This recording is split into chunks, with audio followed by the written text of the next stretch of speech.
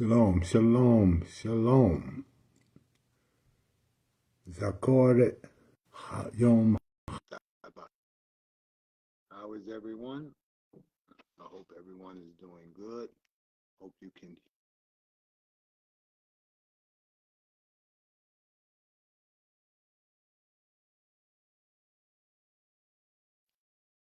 Okay, I don't know what happened there.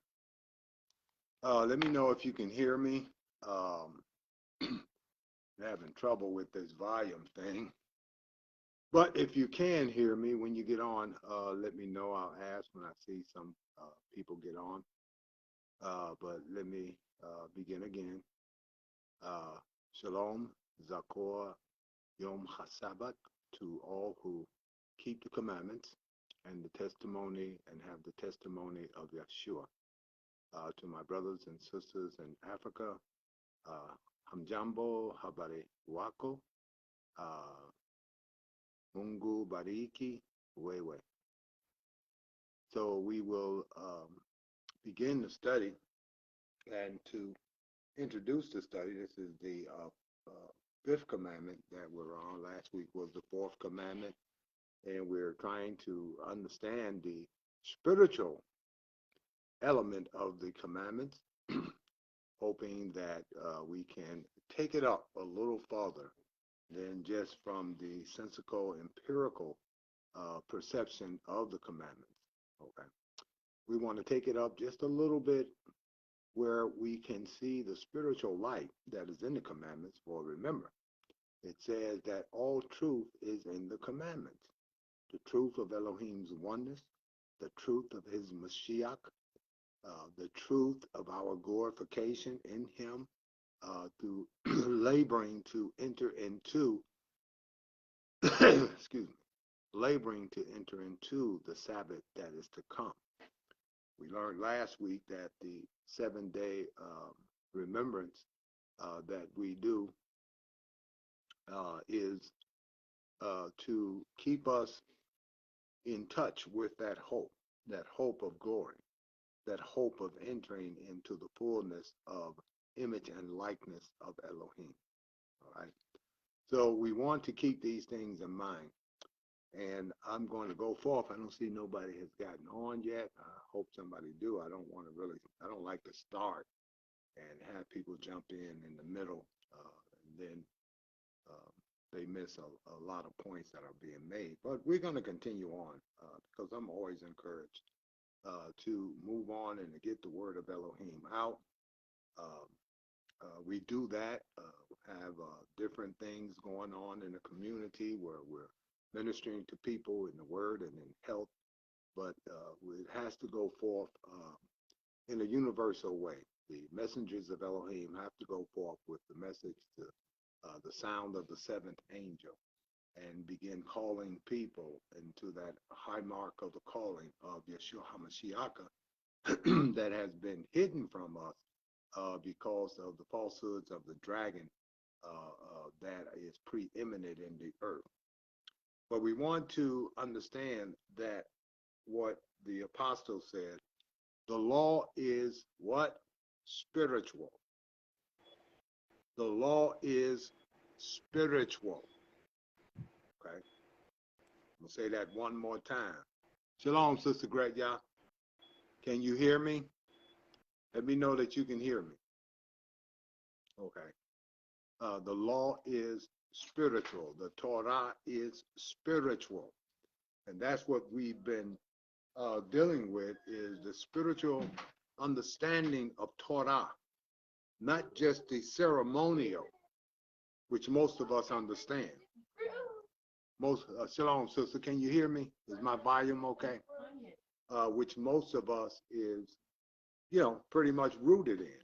We're rooted in the celebration of the Sabbath, but now we must become rooted in the remembrance of the Sabbath.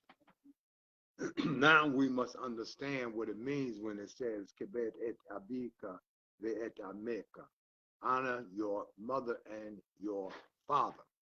And we know that in the natural, that it speaks of our mother and father according to, thank you, all right, our mother and father according to the flesh. Okay, that kinship. We are to honor mother and father because mother and father is a symbol of something divine.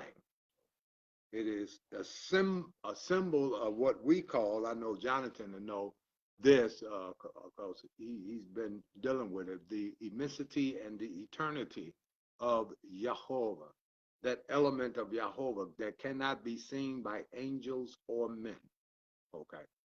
So we also have the honoring of the mother and father of the spirit. And here we see not only the mother and father, but a logical understanding of the manifestation of Elohim, okay, from mother and father, the one, okay. So to honor mother and father in spirit, as we know, also refers to the honoring of mother and father in the flesh, okay, obedience to our mother and father. The It says in the Torah that an obedient child would be stoned to death if the mother and father brought charges against him. Okay. The stoning in the spirit means the rebuking until all the Yitzhak hara that caused the rebellion is removed. Okay. So it refers to the mother and father of the earth, but in the spirit, this means to honor what is good from Yahweh and what is true from Yahweh. That is loving Jehovah and his kingdom. Okay. All right. Because truth corresponds to kingdom, because within truth there is a order of existence. Okay. That order of existence is the truth. Okay. So this is why we have the mitzvot. We have an order of existence. This is how I want you to exist. I want you to exist in this order on a natural, spiritual, and celestial level. Okay. All right. So when we say truth, we're talking about the kingdom because the kingdom of Elohim is within man. Okay. It's not something that you can build externally, but the manifestation of truth from us does change and can change our environment. But the kingdom in its essential root is what? Spiritual. The law is spiritual. Get that in your mind. Get that in your consciousness so that you can seek the spiritual revelation of Torah and not just the ceremonial. Okay. Okay. So to honor, kabed, means to love and respect. Okay. And to love means obedience. If you love me, keep my commandments. That's a condition. If you love me, keep my commandments. So love is not unconditional. That's a goyim concept. Because anytime you have if connotates a condition. So if you do not love me, you will not keep my commandments. If you love me, you will keep my commandments. You will function within my divine order. All right. So love is to be in goodwill and standing towards the good of Elohim and the truth that is in another. Okay. That's why in Yachanan, the first Yachanan letter, he said, how can you say that you love Elohim and not your brother? Yeah. You don't love the good and the truth that is in him. All right. Something is wrong with you, not him. Okay.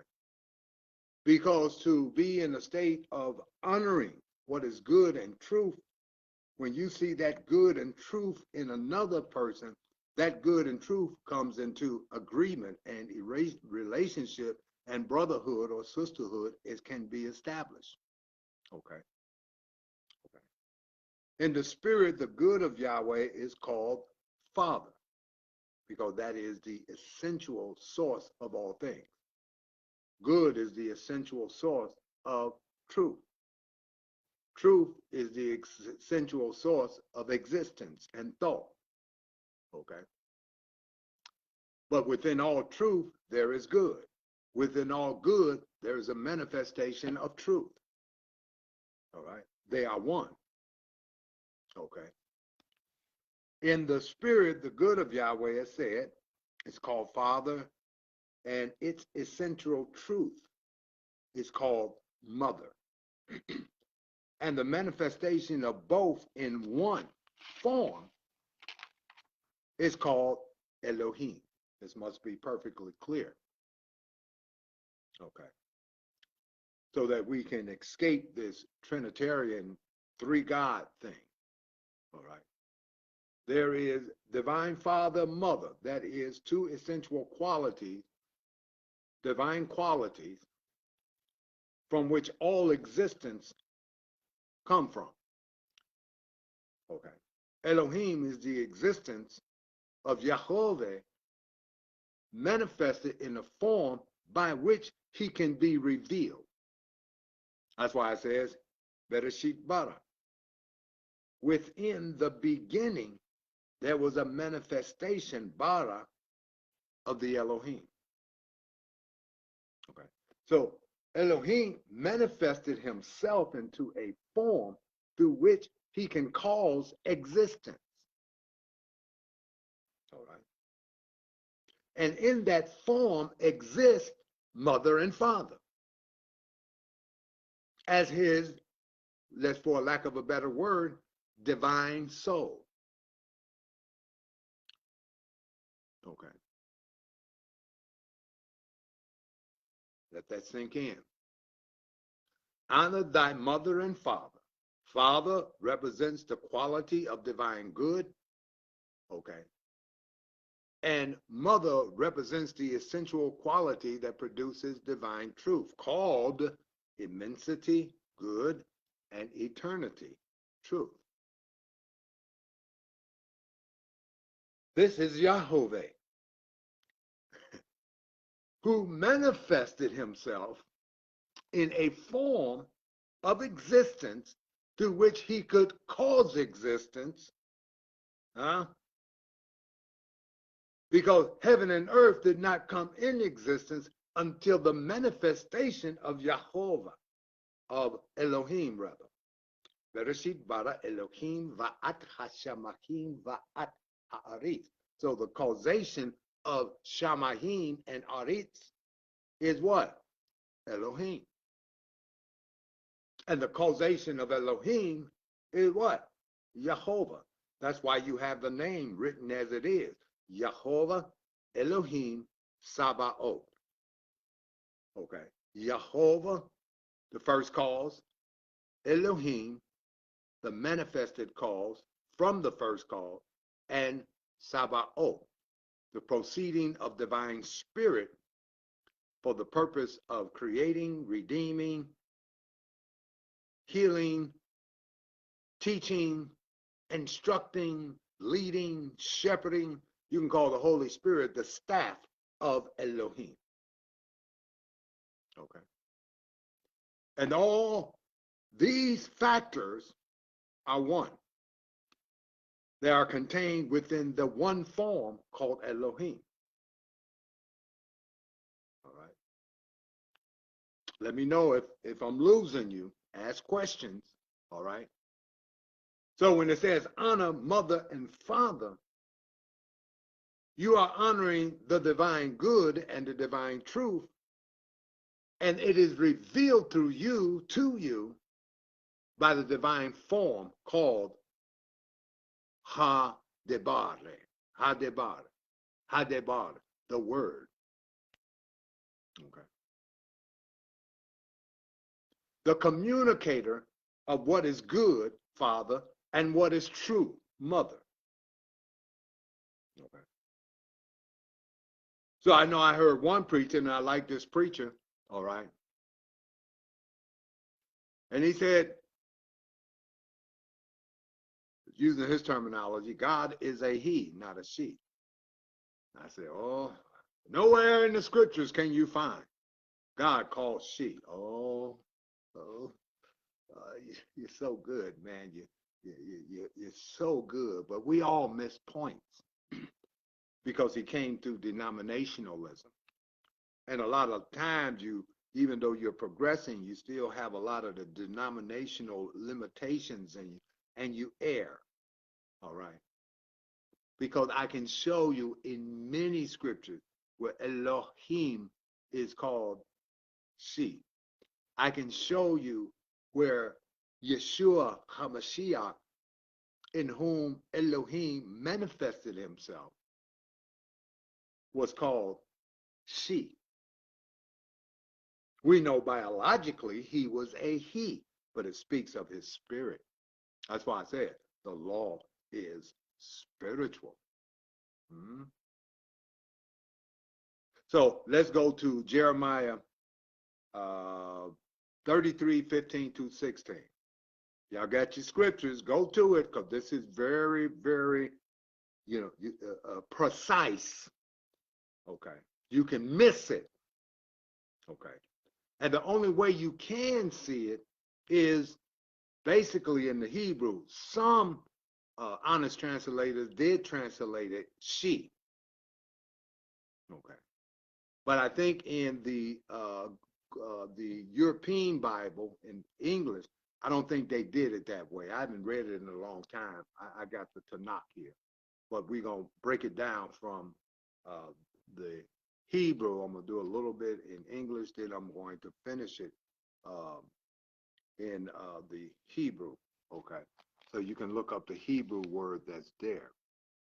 And it says 33:15.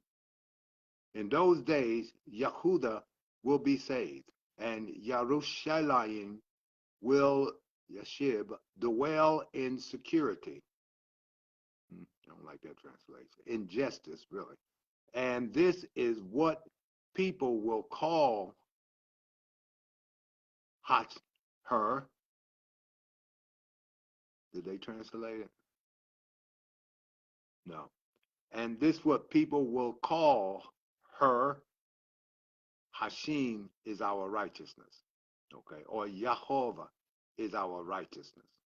So when you break that down in Hebrew, that last part, and this, let's start from there, and this in the 15, and what it says, okay. And this is what people will call, okay. It says it don't have people in the Hebrew. It don't have people in the Hebrew.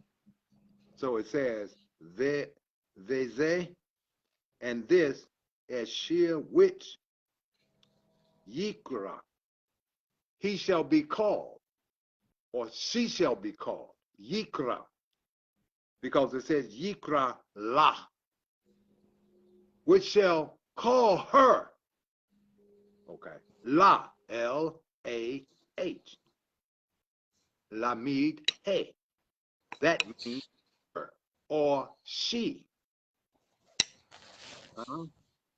That means her or she. Now this speaks of the Mashiach. Okay. This speaks of the Mashiach in this prophecy. But it speaks of the inner nature, not the flesh, but the Elohim within the flesh. Elohim manifested in the flesh. He was called the branch. Okay. Or the coming forth. So it says, Veze Ashir Yikra La Yahovah Zidkenu. Okay. Yahovah Zidkenu. And this which they shall call her Yahovah Zidkenu.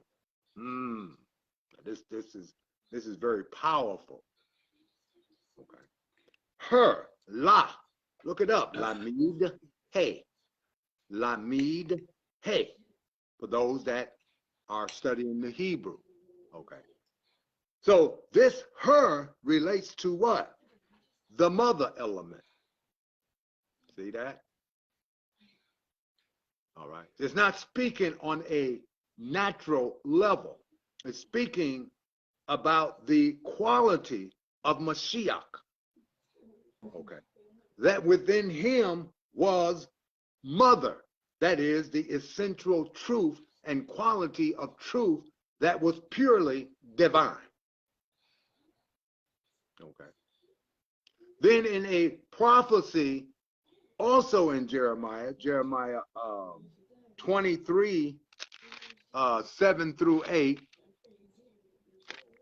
Let's get there. 23, 7 through 8. Okay, it's almost an exact prophecy. But when it speaks of what they will call him, they go to the masculine. Okay. All right. And as I said, this is the quality of the shamik. Okay. The branch. The man that is called a branch. Not dealing with the quality of his flesh, because his flesh was just as earthy as our flesh. Okay. It was the son of Mary. But now it's talking about the spiritual quality of the branch. That's why this prophecy is here, giving us a hint. Okay, this Shamak will be called, his name will be called Yahovah Zidkenu, meaning the quality and the character of his inner nature was purely divine. Okay, stop making all that noise, Cassia. Okay, was purely divine. All right. Okay. See, we often to the flesh. Jesus of Nazareth, got him hanging on the wall. He's dead. He's gone. Once we knew him according to the flesh, but now we know him thus no longer, for he has become a life-giving spirit. Okay. So it says in Jeremiah 23, 7 through 8, it says, behold, days are coming, the word of Yahovah, when I will establish a righteous branch from David. A king will reign and prosper, and he will administer justice and righteousness in the land. In his days, Yehuda will be saved, and Yisrael will dwell securely. This is the name people will call him. Him. In 33, it's her. Here, it speaks of the divine good, the quality of divine good called Father that was manifested within him. Okay. Hashim or Yahovah, Zidkenu, Yahovah, our righteousness, or is our righteousness, as some translate it. Okay. I translate it because I see no reason to put the is in there. My personal translation is Yahovah Zidkenu. Yahovah, our righteousness. That is all righteousness, and the power of righteousness that is equated to divine righteousness is from Yahovah. It's from the mother and the father. Okay. That is manifested through what we call the Son, or the Word, or Ha Elohim, the Elohim form. Okay. Who manifests and communicates the existence of mother and father, called Yahweh. Yah, he, we, she, or Yahovah. Okay. And that why I use that personally. I might say Yahweh on camera, Yahovah, Yahuwah, because I don't like people to be, if I don't say it their way, then I get all these really silly questions about the name. And I just say, well, I just be trying to relate, I say Jehovah, and I got the evidence to show that historically as well as manuscript-wise, that's the way his name was pronounced. But if that's the way you want to do it, do it. That's on you, between you and Elohim. Okay. All right. So in this same prosody, it says, Veze, Shemo, and this his name. And this his name, using the olam with the upper digash, which means him. It is a masculine. And this is his name. Okay. Signifying his or a masculine. Ashir Yikro. Again, not Yikra, but again, we have the masculine. Yikro, call his. Which name we call him? Yahovah Zidkenu. Now, is it two Yahovahs Zidkenu? No, we know that's not true. Yahweh Echad. All right. Yahweh Echad. So we got to look at this because we skip over it because it sounds nice, you know, because that's how we was taught in the Goyim church is, you know, just make it sound nice. But we want to make the people feel good. But when we look at it as a student of the word, as students of the words, as students of the spirit, then we look at line upon line, precept upon precept. We look at every word because within every yod of the word, there is divine revelation of Yahovah, because the word is designed to reveal mother and father to us. To reveal the quality of the divine to us that is manifested through his Elohim, through his divine form. Okay. And we can see the divine form manifested in Ezekiel, in Daniel. It's right there. It's not something that's hidden, that this divine man form exists from Yahweh, Yahovah, because he is called the likeness of the glory of Yahovah. Okay. And it was this form that manifested in the flesh. And when you understand the laws of manifestation, then you won't be asking, okay, and what this manifestation was all about, it was not to make the flesh divine. It was to kill the flesh and the Yetzer Hara that predominates man's functioning, to destroy it.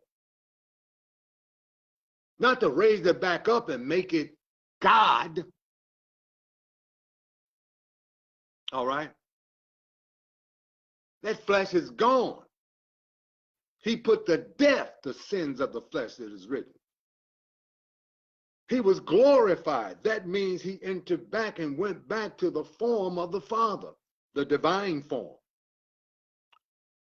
Because flesh and blood cannot enter the kingdom of the Lord. Okay.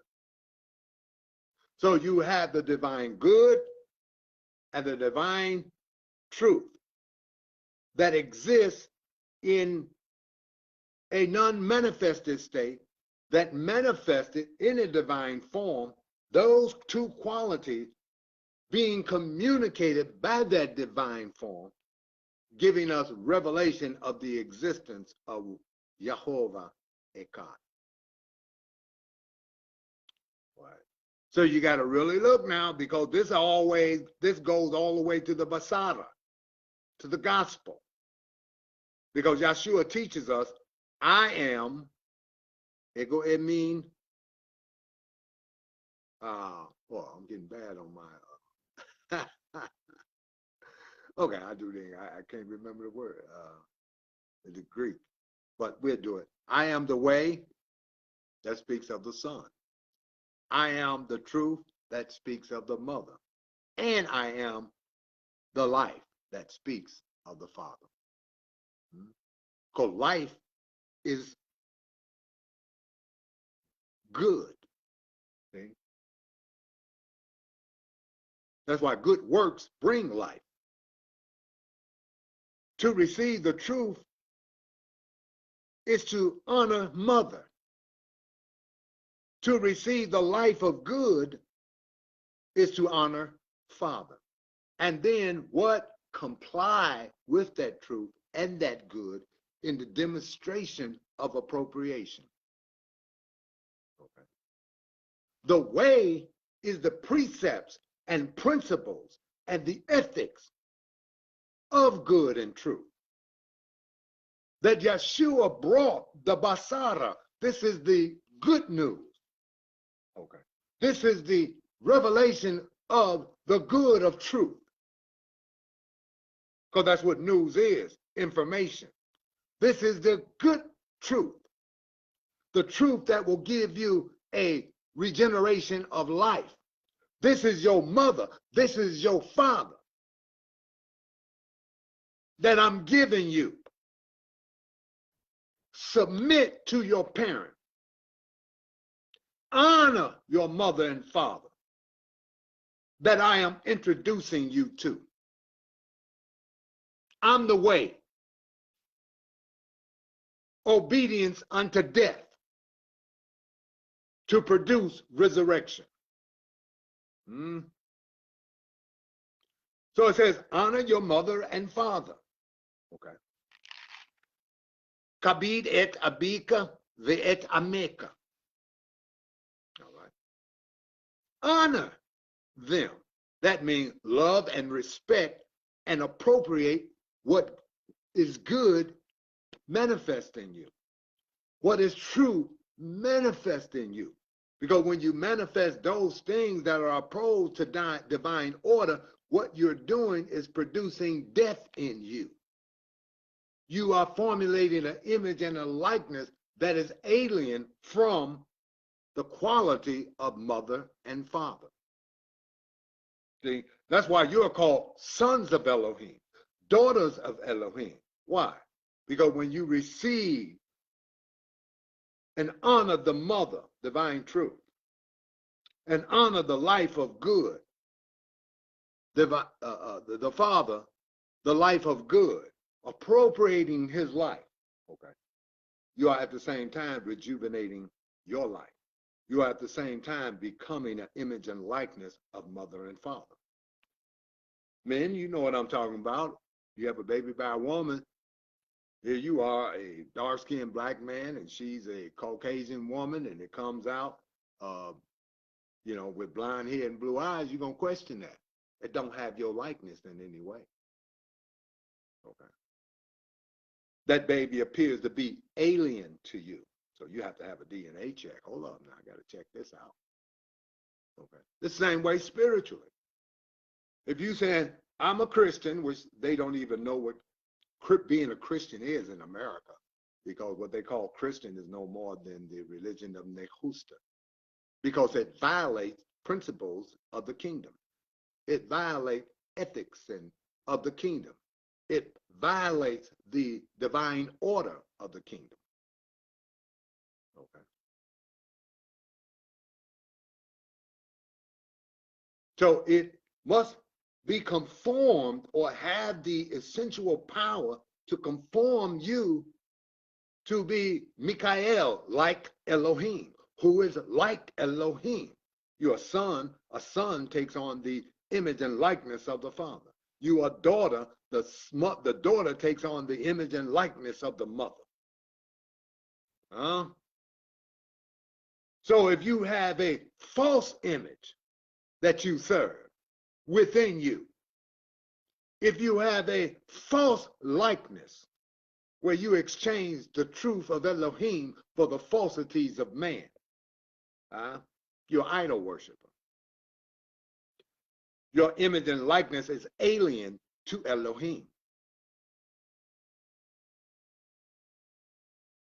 So concerning the Elohim form that manifested in the flesh, that was received into glory, putting off the flesh, all qualities of earth. It says, in him, the plera means the totality and the whole, of El, Rosh, of the Godhead, okay, mother and father, all right, the totality of mother and father, La, Ul, okay, mother and father, he, her, was manifested in him. The totality of Elohim, inclusive of mother and father, no matter the gender of the flesh, we're talking about the essential quality of the divine that was manifested in him. the words that he spoke from it, the deeds that he did from it, showing the power and the sovereignty of Elohim over all things. In him is the totality of El in bodily form, not the body of the flesh, rather the body of divine spirit that was manifested to the prophet Daniel, that was manifested to the prophet Ezekiel, and that was manifested to the apostle Yachanan in the book of Revelation. That's why when people try to interpret that revelation where his hair was like wool, it didn't say that. See? This is where people try to rush in, especially with these race psychosis doctrines. You got the Ku Klux Klan saying God is white. You got slaves saying God is black. Well, see, the proof is he had woolly hair. He didn't say that. He said his hair was white or frost, illuminated like wool. If you see clean sheep wool and you put it under light, it sparkles, it illuminates. Okay. So he was describing the adjective. Okay. He didn't say his hair was like wool. He said it was as white, as bright, as luminous as clean wool. We got to get it right. We missed that. And when we miss things, that's why I wanted you to have the scripture to look at those scriptures. La, she, ul. Okay. Ul. Him. In two different scriptures. The same almost exact scriptures calling Yahweh Zidkenu what? His name or quality and character is her mother. His name, quality, and character is he, Father. Manifested in one form of existence by which he could communicate the good and the truth, the essential good and truth of the divine that is called Yah, Father, Way, Mother. Not two, but one. Not three, but one. These are the essential qualities of the one Elohim manifested through a form of existence so that it can be revealed to us that Elohim is our El. El meaning power. He is the power to bring forth life on a level that is incomprehensible to us. That's why it's called, that level of existence is called the hope of glory. Doxa in the Greek. Okay. Kavod in the Hebrew. Okay.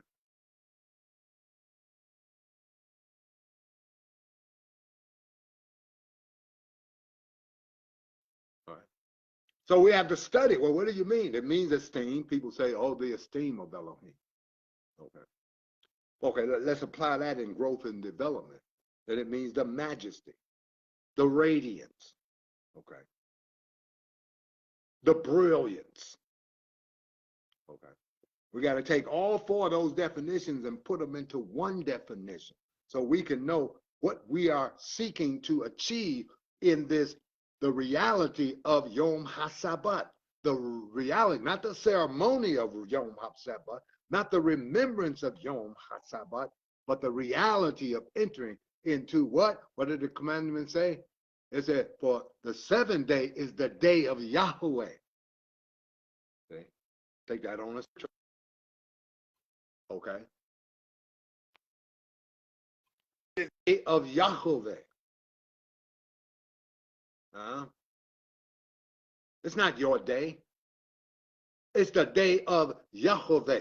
Not a day within time, but a day that is beyond time, that take you into a journey beyond the limitation of the natural condition that we are in.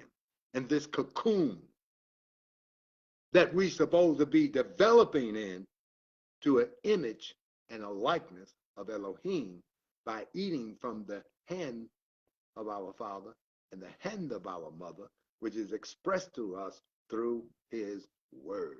For the word of Elohim is alive. I hope y'all getting this. I hope I'm being clear. This is a little tight.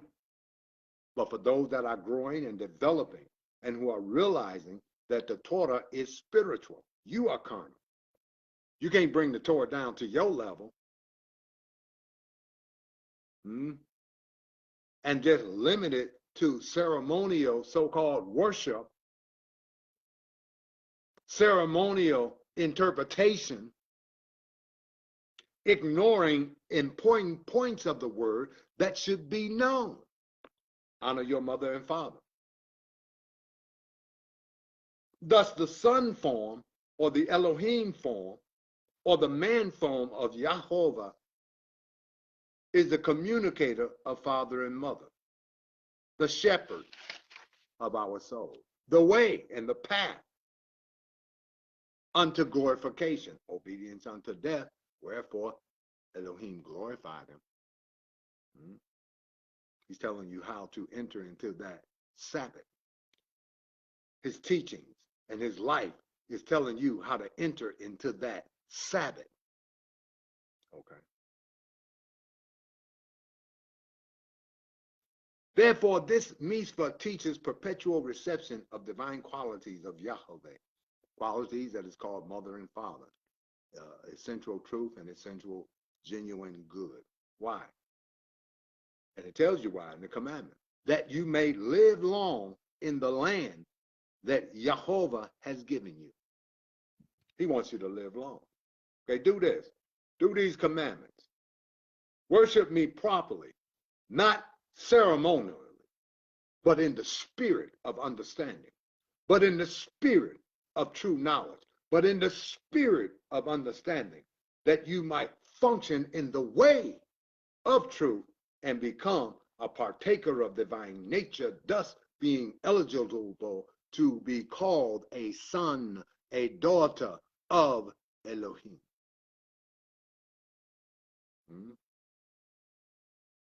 That we may live long signifies that we should partake of divine nature or eternal life. Okay. Because eternal or everlasting life, or life that is a continual without interruption. What interrupts life? Death. Okay. So it's, I'm going to take you, I'm going to cause you to live long, everlastingly. And you can only do that by partaking of my divine nature or eternal life, and you can only acquire that life and nature through obedience of truth, living and functioning within divine order. Thus it says, to dwell in the land. And this signifies to function in the principles of the kingdom. Because the earth or land at its signifies what? The mind. That's why it says that the earth brought forth grass, elementary principles of truth, herbs, principles of truth that brings healing and regeneration, and trees. Okay. The leaf of the tree is what? For your healing. Okay. The fruit of the trees is the manifestation of divine character and good unto good works. Okay. So this is what is supposed to be being produced within our earth. Okay. And when we are partaking of divine nature and being seated internally by the word of truth, by the mother, then we'll begin bringing forth spiritual grass, spiritual desha, herbs. Okay. A spiritual form and order within us that brings forth fruit or character and quality of the divine nature. Okay. For we was created in Mashiach Yeshua for what? Good works. Not just works. Good works. Works that bear the quality and character of Yahovah himself. Okay. So, if anyone have a problem with anything, ask the question. Because when you don't ask questions, I'll be like, okay, they got it. Okay. If you don't understand something, ask a question. Because my thing is, okay, if ain't nobody asking questions, they got this. You got this, Jonathan. You got this, Cedric. You got this, Gretja, and whoever else is on but is not willing to show themselves. Okay. All right. So we have found out that we can formulate ourselves into an image and a likeness that is alien from the image and likeness of Elohim. Thus, we can come to the conclusion that the whole purpose of the Basar, of the Tanakh, of the prophets, is to seed us in this divine knowledge so that we, through appropriation, can formulate, can carve, okay, can bring forth from the hand of Elohim a sculpture of ourselves that is an exact duplication of the sculpture of Elohim. One true El. Okay. We have learned that we cannot attribute to ourselves what belongs rightly to Elohim or attribute of ourselves towards Elohim a character that is common to our lower character. Okay. Making his name Lashav. Nothing. Okay. Without power. Without life-giving properties. Okay. All right. And now today we've learned that Yahweh as mother and father, as son, these three qualities of his existence, the two qualities of his existence manifested in a form by which we can perceive him, by which we can receive him, by which we can assimilate him.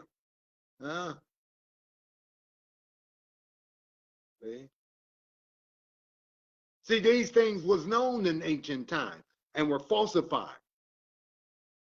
Well, this the Trinity of this civilization, the Trinity. Yeah, but there was one society at first. And they went, and that's why you see mother, father, son images. Okay.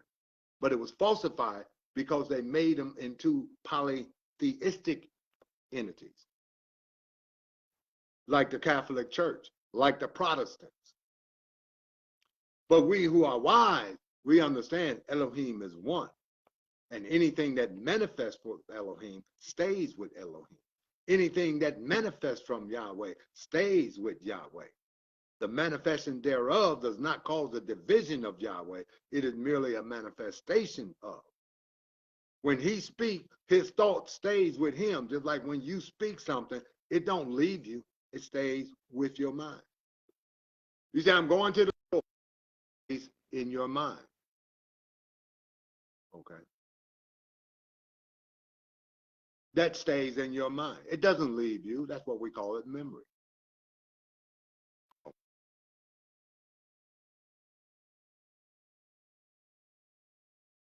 Okay. All right. So this have to be considered. The scriptures have to be looked at. The revelation of the scripture. What's the difference between the land and the waters? The waters are said to purify. It's another symbol of the activity of the word. Okay. The word has many symbols because symbols shows activities. You understand what I'm saying, Jonathan? The land is prolific. Okay. That means to be prolific is that it continually produces. That's what prolific is, to continually produce, a continuation of something. Okay. This is also a divine quality. So when you have the mind of Mashiach, you are continually producing different levels of good, different levels of truth. I call it eternal evolution. You are constantly evolving into a higher state of good, into a higher state of truth. Proactive growth. So the waters represents the activity of the word to purify our souls, as it says in the letter of Kepha. And it says in the prophet Ezekiel, the waters, the sprinkling of the waters to purify our heart. Okay. So these are different metaphors of the activity of the word and the nature of what the word does. Okay. It proliferates, it cleanses. Okay. Its appropriation redeems. Okay. Which is symbolized in buying and selling. Okay. These are activities. All right. So don't be mono, like get stuck. This means this means, no, it's the activity. Put the word and say, okay, these are the activities of the word. Okay.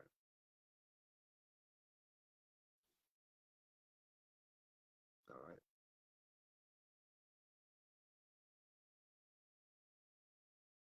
So he plants his seed, his word, in your earth. And what does the seed bring forth? Good fruit. 60, 30, 60, and 100-fold.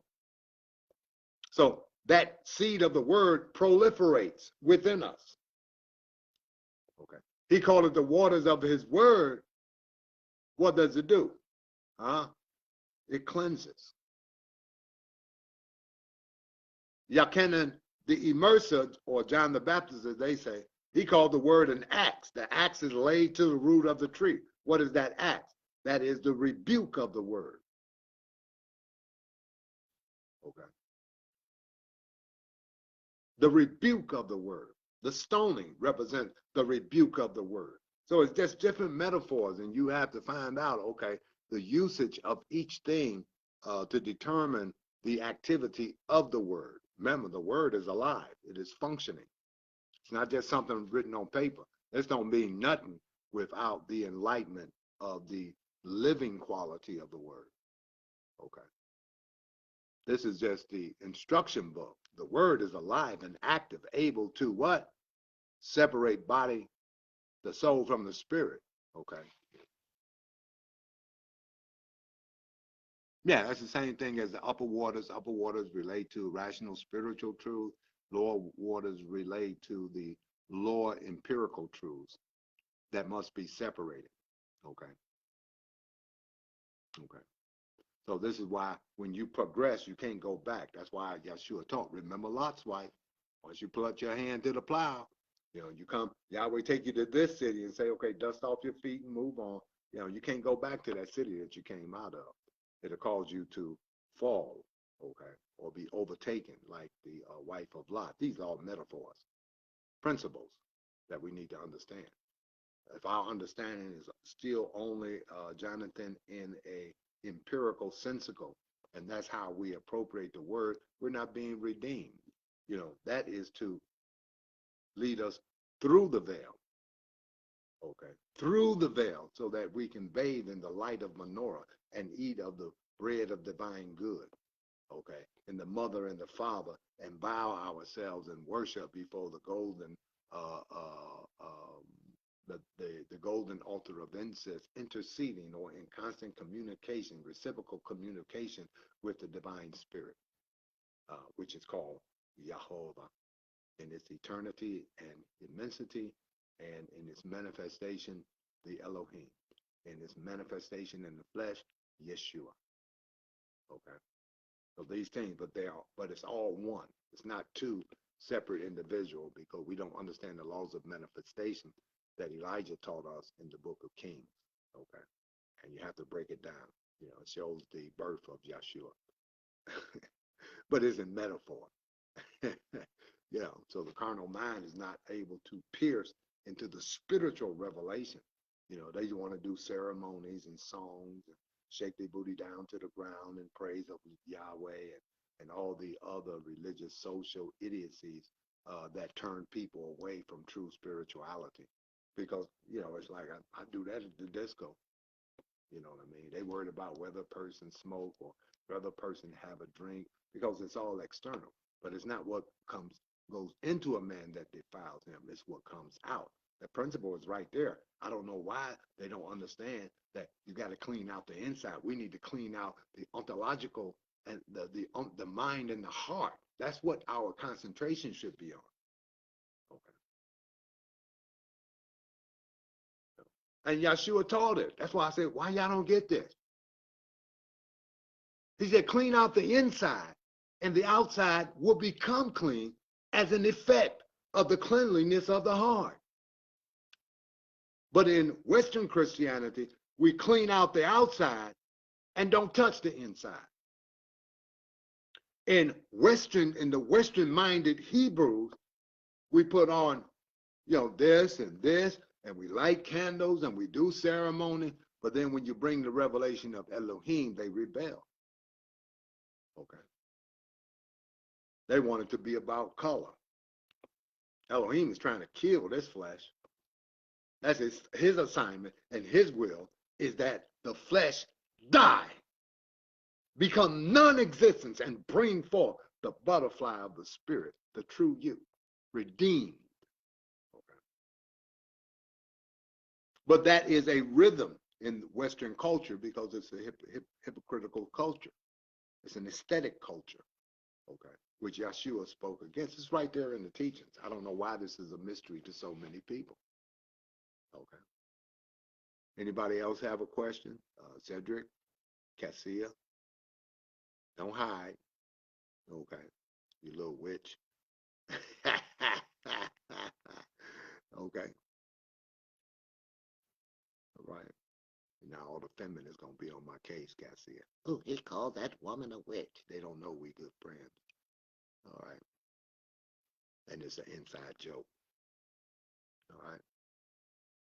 Red y'all or anyone else. Okay. Yeah, we got a couple of minutes. We got a couple of minutes.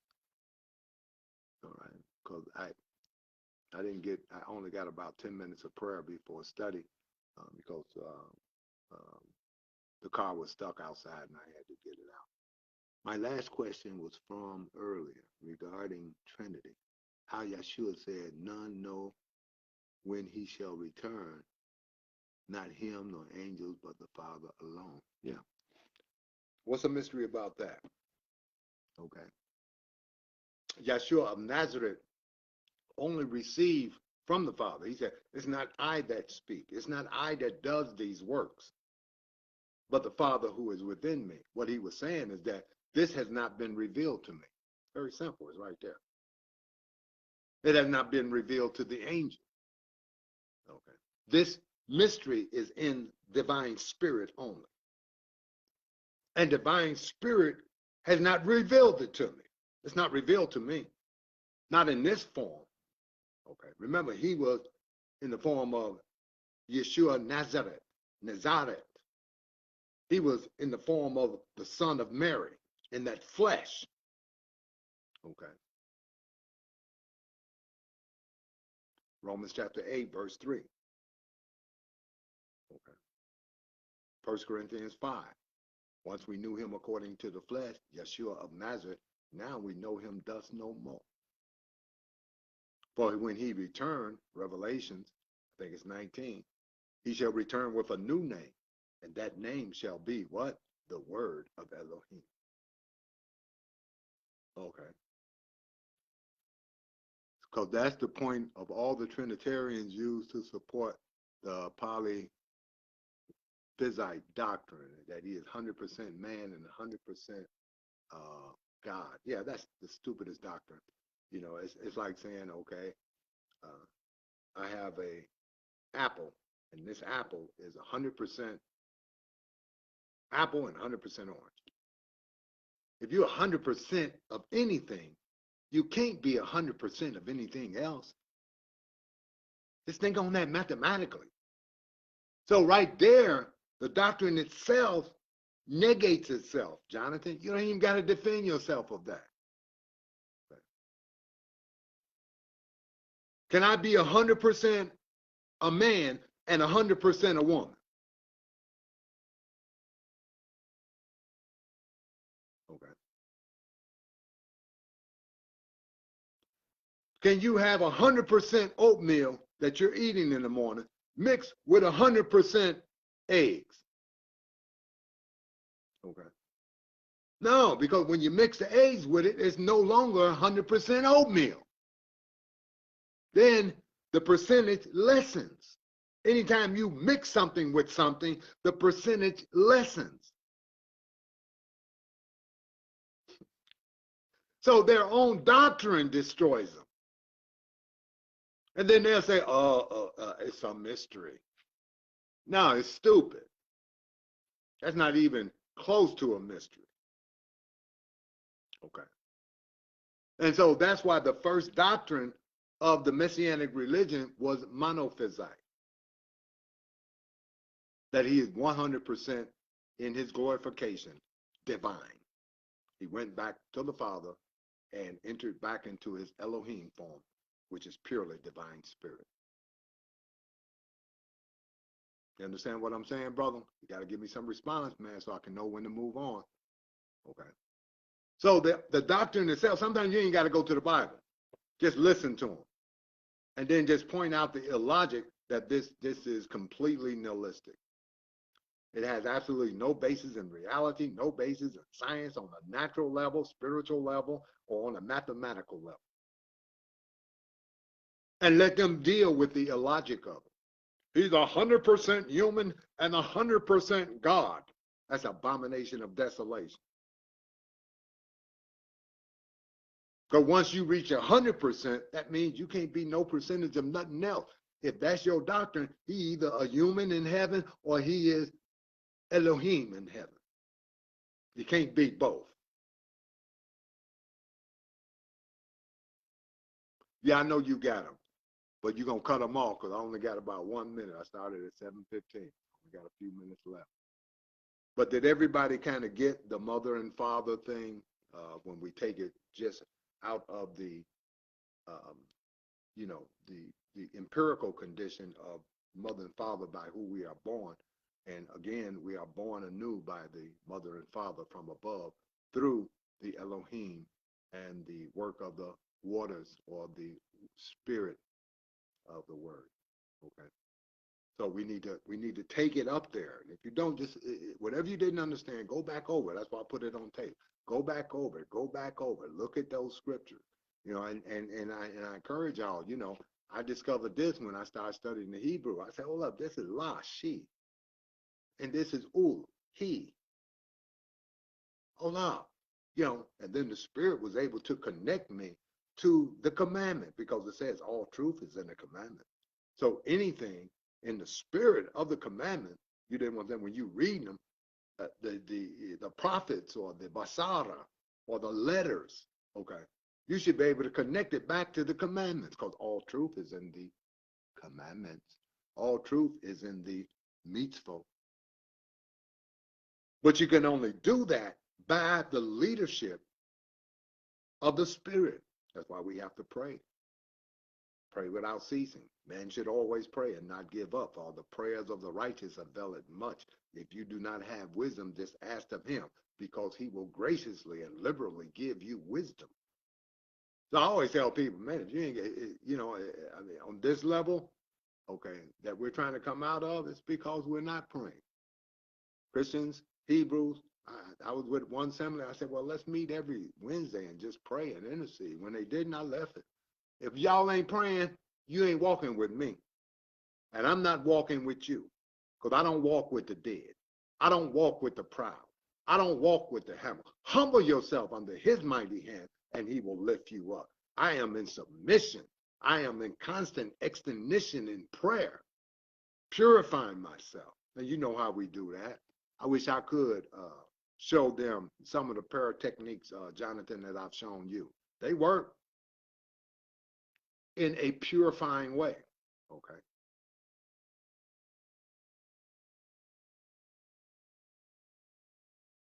All right. To understand prayer, the reciprocal relationship, the reciprocal reception of things from the divine, and you see yourself growing in them, in the voices, in the lightning, in the thunder, and in the earthquake. See, these are metaphors of internal development within man. Okay. We got to get there. We got to get there. We got to get there. We got to get there. Messianic Hebrews, African Messianic Hebrews, Euro Messianic Hebrews, and any Messianic Hebrew, all right, who keep the commandments and the testimony of Yeshua. That's the only persons I'm dealing with. I'm not dealing with those in the outer court anymore. I'm speaking the word, and I'll show you that in Ezekiel, how you're supposed to function with those in the outer court. It's in Ezekiel. And we got to learn how to break it down. We got to learn how to break this word down on a level of redemption, on a level of regeneration, on a level of growth and development. And get rid of this dead European religion that has brought nothing but death, destruction, and division. Okay. But we are the holy nation. And Elohim will give us the rod of iron, and we shall rule over other nations. Other qualities in this world that is alien to Elohim. Huh? I see you, Eric. All right. So I'm coming, man. I'm not on no ego trip, man. I'm on a submission tip, man. I want to see the holy nation. I want to build an assembly where we can begin taking over this world by the power of the right hand of Jehovah in the proper knowledge and understanding of his word until Babylon falls and nothing but smoke is left. And if it falls on you, good. Okay. You shouldn't have been in there worshiping a man on the wall. You shouldn't have divided the one Elohim into three persons. Come up with all these crazy doctrines, skin color doctrines, make money doctrines on Elohim. You're blasphemers. You bring the name of our Yahweh to Lashav. You need to deny denomination and come into the unity of the faith, of the knowledge of the Son of Elohim, unto the perfect man, attaining to the full stature and measure of Yeshua HaMashiach Kabina Elohim, no longer tossed to and fro by every wind of doctrine and deceitful cunning that man lie in wait to deceive, but speak the truth in love, that we might grow up unto all things of Elohim, unto its full power, unto its full magnitude of wisdom and understanding and enlightenment, so that we can raise up kings and priests instead of niggas and hoes, pimp preachers. Huh? You think I don't have temptation? I was telling the brother today about one of my temptations. I said, boy, it's this one here, boy. I'm feeling this one, boy. I really got to pray. Okay. You know, only person I shared with it besides him was a sister named Cassia. You know, that's a temptation. We are fighting a war against this darkness. And many of us fall in temptation. We got to be ready that when you see a brother is overtaken in a fault, you who are spiritual, restore such a one. Not negate, not minimize, not put down.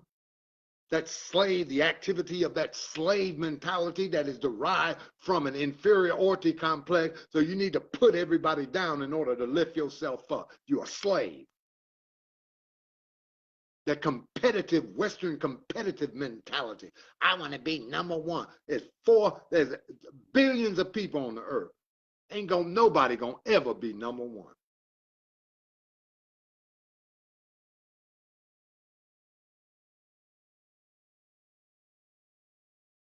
.9% of the people on earth you don't even know. How can you compare whether you number one of the 9, 8, 10 billion people on the earth? They stupid thinking. All right. Next time put, that's right, elder. Yeshua said, call no man your teacher. All right. I'm strict on titles and stuff. Just say elder. That's right, elder. There's no one but your teacher but the Mashiach. I'm just a vessel. I don't like people calling me teacher. Okay. Just elder. Okay. Because I teach from the Spirit. It is not I that speak, but it's the Spirit within me that speak through me to communicate the knowledge, wisdom, and revelation of Yahweh. So I'm going to let y'all go. Kwaheri tutuanana, to my brothers and sisters in Africa, and shalom, zakat, yom hasabat. Remember the Sabbath. Remember the Sabbath, the hope of glory that we are seeking to enter into, that we might become sons and daughters of Elohim manifested in the earth, carrying that rod of iron so that we can bring to submission all nations, all nations under the will of Jehovah. We are rulers, we are conquerors in his spirit, in his power, not our power, not that ego power, not that positive thinking power, not that junk power, but in the power of Yahweh Elohim. Oh, give glory to him and him alone. Give glory to him and him alone. Give glory to him and to him alone. Hallelujah. So peace and blessings, Zakar Yom HaSabbat, to those who keep the commandments and the testimony of Yahshua, the true holy nation, the true Israel that is scattered, but we will be gathered again so that we can rule in the stead of Yahweh through his power, his glory, and in all wisdom and knowledge that is from the divine. Peace and blessings to you. Thank all who came on. I hope everyone will share this, all the teachings, just share it, put it out there, okay? And study and study and study until the veil is open where you can see the Torah is spiritual. Shalom Aleichem. Oh.